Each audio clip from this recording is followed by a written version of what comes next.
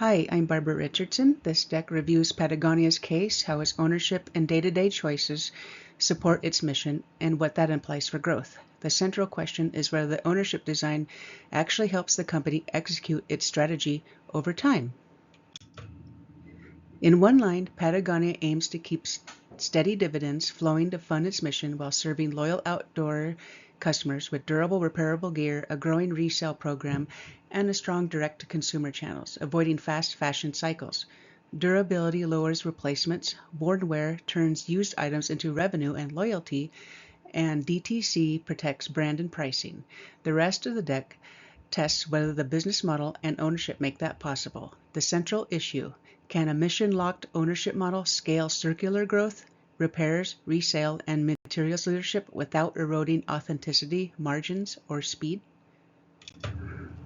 Three blocks carry most of the weight. The three load-bearing blocks are the value proposition, channels, and key processes. If these three wobble, the entire model wobbles. First, value proposition. Performance that lasts. Design, repair, and the worn wear resale loop keep gear in use longer. Second, channels and relationships. Direct-to-consumer is primary with selective wholesale to protect the experience and pricing. Third, key resources and activities. Brand trust, a scaled repair refurbish operation, and tight supplier standards. The risk is drift, costs creeping up or suppliers slipping, so visible metrics matter.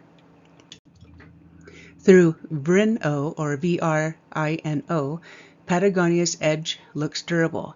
Valuable, long-lasting design plus repair resale keeps value beyond fashion cycles. It's rare. A mission-locked governance model and at-scale repair network are unusual in this industry. Inimitable. They were built over years of supplier work, culture, and capital, not something rivals can buy quickly. Non-substitutable. Promos or discounts don't create life cycle trust. The design, use, repair, resale loop does. Organization. The purpose trusts and B Corp guardrails line up with operating targets like repair turnaround and circular revenue mix. Net. The scaled repair system is a true advantage. Valuable, rare, and hard to copy. Profits flow from Patagonia as dividends after reinvestment. Cash flows mainly to hold fast to fund environmental action. Control sits with the purpose trust to protect trade-offs like durability and repair. Separating economics from voting aims to preserve long-term choices. The Hold Fast Collective receives most dividends to fund environmental work but has no voting power. Voting control sits with the Patagonia Purpose Trust to protect the mission. Separating cash from control helps keep long-term choices, like durability, intact across leadership changes.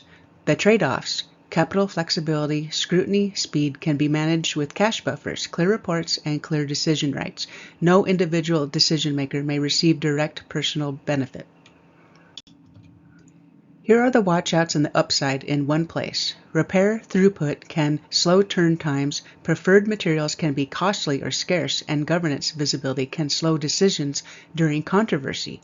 On the upside, Patagonia can grow resale repair towards 12 to 15% with clear SLAs, license low-impact materials to spread impact and earn fees, and to pilot a transparent 1 to 3% climate levy to test willingness to pay. Each move touches the value promise, the profit mix, and the resources and processes that deliver them, so these are true business model changes. I have three recommendations. Expand trade-in to more products and regions, publish clear repair SLAs, and certify third-party repair shops where lines are long. Illustrative targets: circular revenue 12 to 15% of sales, item reuse greater than or equal to 20%, repair turnaround less than or equal to 10 days median or less than or equal to 21 days for 95% of jobs, CLV lift plus 10 to 50% for worn wear users. Manage risk with partner capacity, checklists, and margin tracking to prevent cannibalization.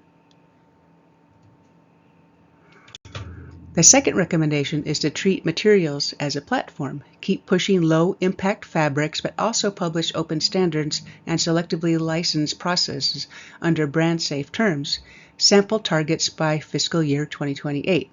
Greater than or equal to 35% of revenue from next-gen materials, greater than or equal to 70% supplier adoption on key fabrics, plus 50 to 150 basis points for gross margin uplift, 25 to 40% lower carbon emissions per unit. Use tiered licenses, off-take contracts, and third-party verification. For the third recommendation, I would run a short pilot that adds a clear climate levy line on a small set of SKUs and show where the funds go. Run a series of A/B tests at 1%, 2%, and 3% for 90 days.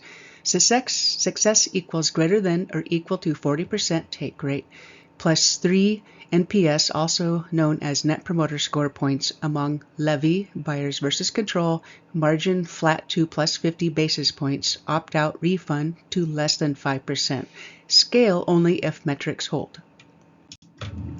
Bottom line, ownership locks in the mission, the model delivers lifecycle value, and trust in the repair resale loop is hard to copy. The near-term move is to scale circular revenue, codify materials leadership, and test mission link pricing carefully. Thanks for watching.